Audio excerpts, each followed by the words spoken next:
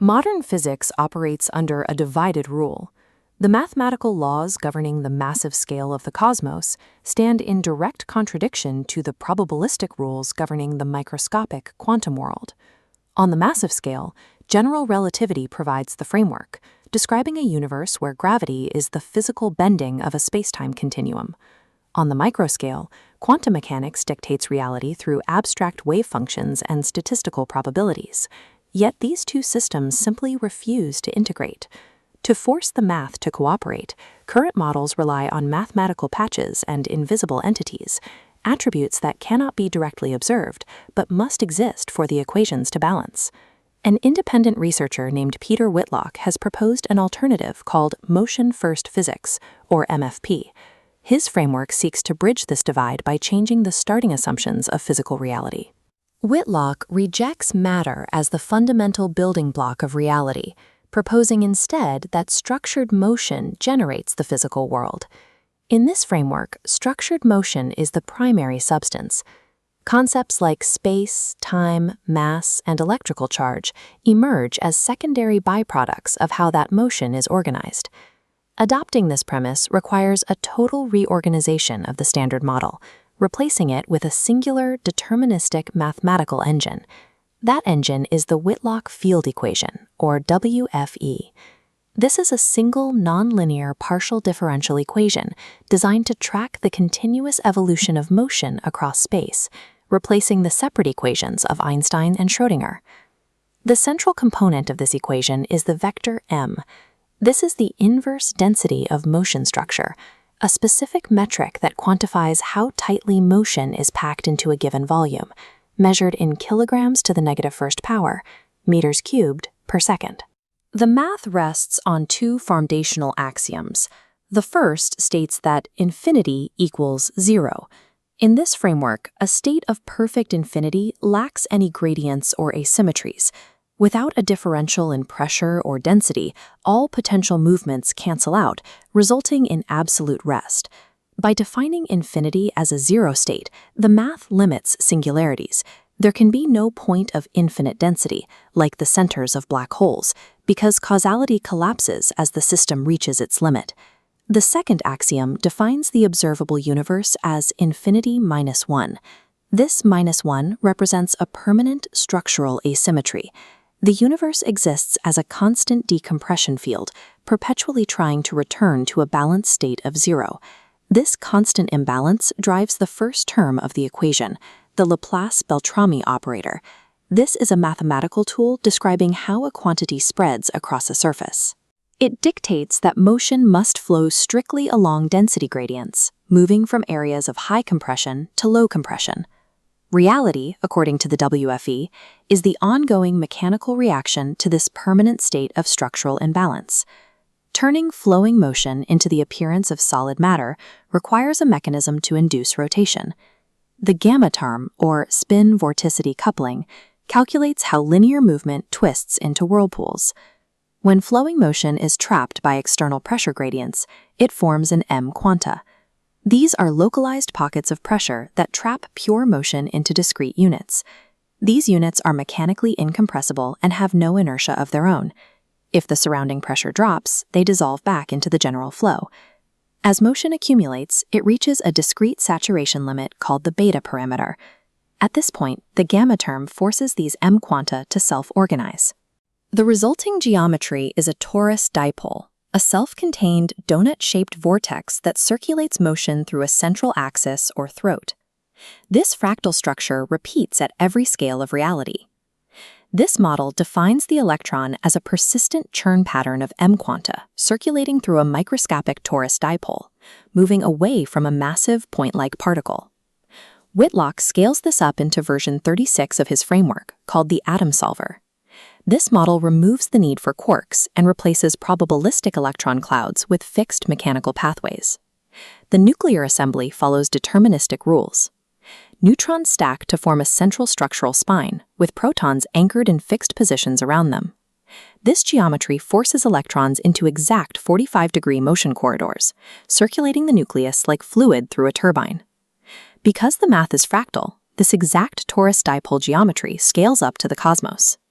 Stars are modeled as macro-scale torus dipoles under massive stress. A star's violent nature is the mechanical result of extreme m-quanta density choking its central throat, forcing motion to eject and recirculate. From a single electron to a burning star, MFP presents reality as fractal layers of spinning fluid dynamics resisting collapse. Whitlock approaches the standard model with the ambition to show that every major paradox in physics is actually a mislabeled mechanical event.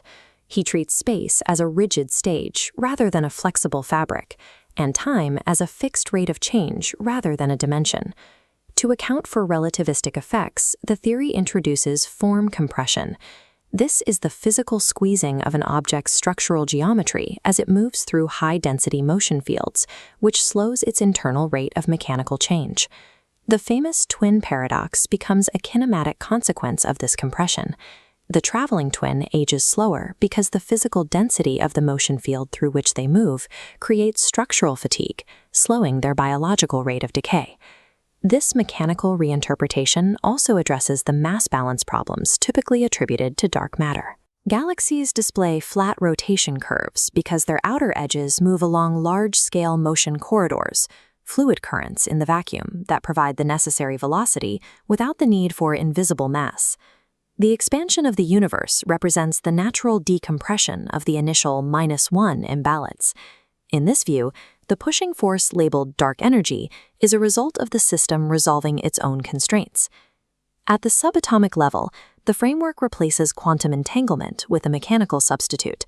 Field resonance occurs when two distant points share an identical motion configuration, born from the same initial compression event. Measuring one particle injects motion into the system, which instantly collapses the shared balance across the field.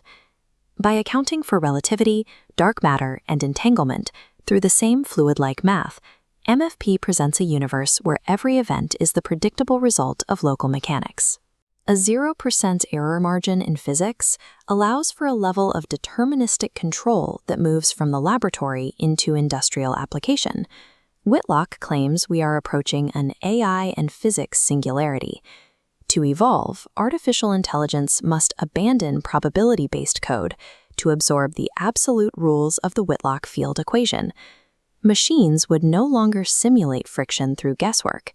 They would optimize movement by calculating the exact mechanical resistance mapped by the WFE's pressure gradients. In medicine, the framework envisions a technology called the biobed. Since human biology is modeled as a hierarchy of torus dipoles, diseases are classified as mechanical blockages within cellular motion corridors. A biobed would map these dipole fields to detect anomalies and emit matched harmonic frequencies to physically clear blockages and restore tissue balance.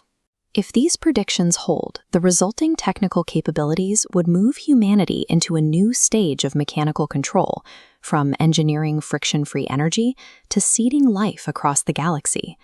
This vision suggests that the transition to MFP-based systems would represent a change in technical capability comparable to the move from manual labor to the digital era. But evaluating these claims requires a look at the source. Motion-first physics is the work of an independent researcher operating out of Quebec. The theory exists in institutional isolation. The documentation and version iterations are published on open platforms like Medium and Zenodo, bypassing the formal process of academic peer review. In an open letter to CERN, Whitlock dismissed current particle discoveries. He argued that smashing protons doesn't reveal new building blocks. It simply places known structures under such extreme stress that they temporarily warp into different mechanical shapes. A major hurdle for verification is to framework's terminology. By redefining metrics like mass and energy as kinetic byproducts, the theory becomes difficult to test using the instruments designed for current physical models. There are distinct pseudoscientific red flags, including a messianic tone in the self-published essays, and a rejection of the abstract mathematics that built modern computer science. For anyone researching this topic, there is also a critical bibliographic trap. Peter Whitlock is completely unrelated to Dr. Paula A. Whitlock, a highly credentialed computer science professor known for her work in Monte Carlo probability methods. Despite its fringe status and lack of institutional backing, the strict determinism and fractal logic of the theory offer a cohesive architecture for physical reality. Regardless of its ultimate validity, the Whitlock field equation serves as a powerful ontological mirror. It forces mainstream physics to confront the uncomfortable, patchwork nature of a standard model that still cannot unite the cosmos with the quantum.